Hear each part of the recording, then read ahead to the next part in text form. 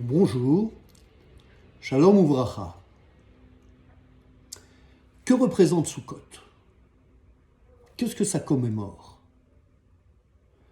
Qu'est-ce que ça nous apprend? Et qu'est-ce que ça nous dit aujourd'hui?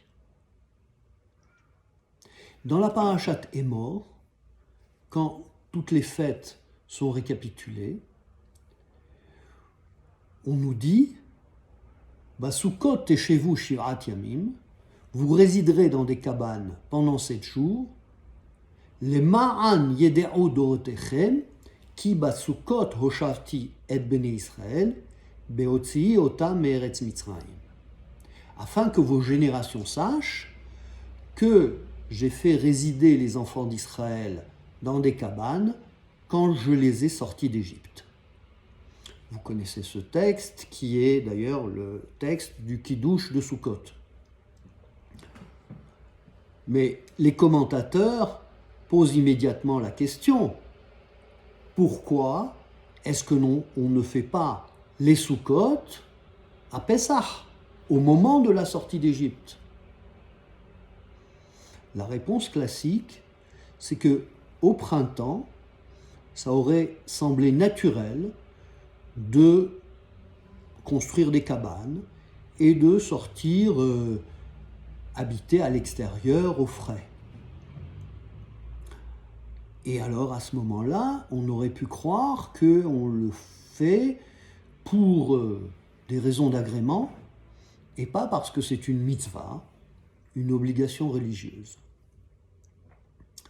Il me semble que cette explication est insuffisante. Elle demande à être affinée, approfondie. Sukkot commémore le séjour des enfants d'Israël dans le désert. Les 40 ans qu'ils ont passés dans le désert, où ils avaient différentes stations et où ils ont résidé dans des cabanes. Donc ça correspond à un temps long et pas à un moment particulier. Le désert est un espace vide, non structuré. Betohu lodarech, c'est un chaos où il n'y a pas de chemin. Pour ne pas se perdre, il faut le structurer. Et en fait, c'est ce que nous faisons pendant 7 jours avec le loulav, quand nous faisons les Hosharanot. On dit Hachem sauve-nous, Anna Hachem Oshirana, et pour chaque syllabe, on agite le loulav dans une des 7 directions de l'espace. Quelles 7 directions? Eh bien, les 4 points cardinaux, le haut, le bas, et quand on dit le nom d'Hachem, on ne bouge pas. C'est-à-dire, on marque le centre, l'intériorité, le point intérieur.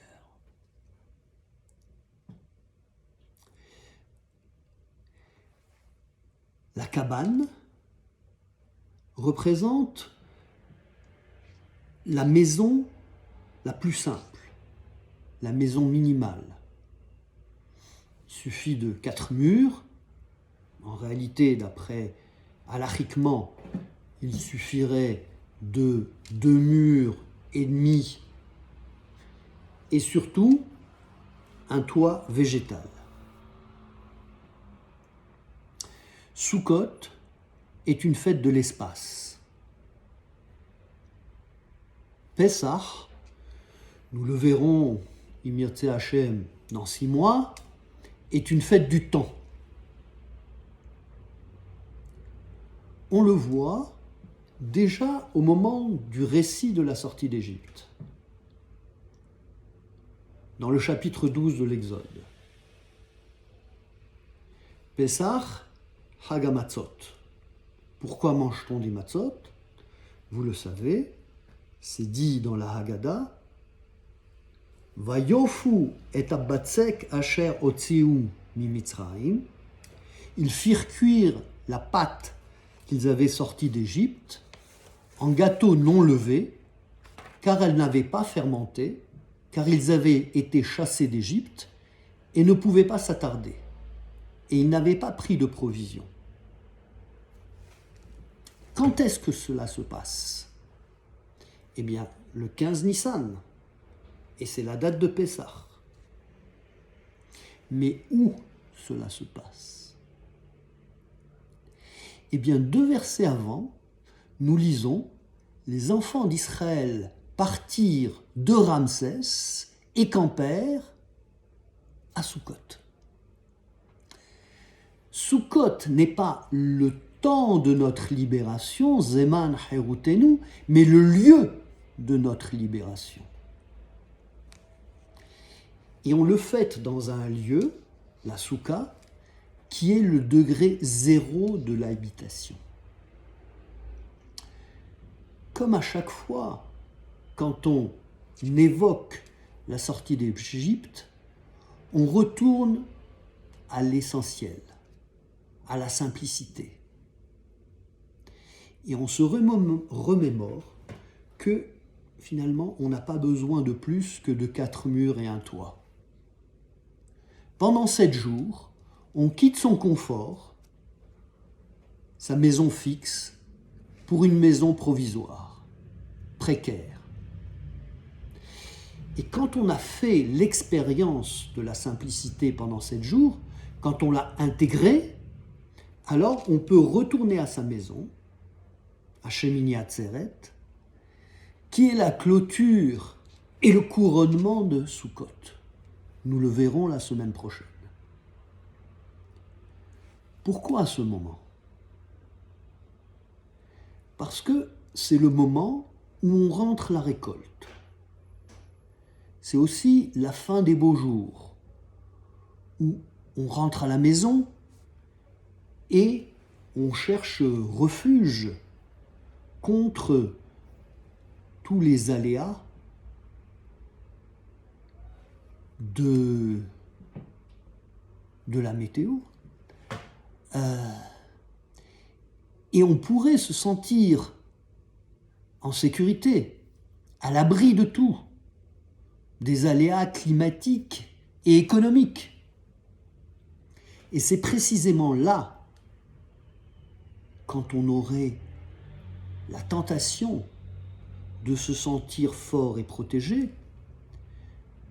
de se remémorer la fragilité de la condition humaine, de la vie humaine, qui est comme un chemin dans le désert. Cette année, en cette période d'épidémie, on voit bien que notre force n'est qu'illusion, qu'elle est soumise à la maladie. Même Trump, qui a répété combien il était fort, il est frappé par ce petit virus minuscule. Alors ce sentiment de fragilité peut être anxiogène. Mais la Torah nous dit au contraire, dans Parashat Re'eh, dans Devarim, Vesamachta bechagecha, tu te réjouiras dans ta fête, Ve'ayita ach sameach, et tu seras seulement joyeux. Nous verrons également la semaine prochaine, à propos de Simchat Torah, qu'est-ce que la Simcha, qu'est-ce que la joie. Mais dans la conscience de ta fragilité, de ton impermanence, de ta vulnérabilité, tu dois embrasser ta condition humaine et t'en réjouir. Profiter de la beauté de la vie dans sa fragilité. Chag Sameach.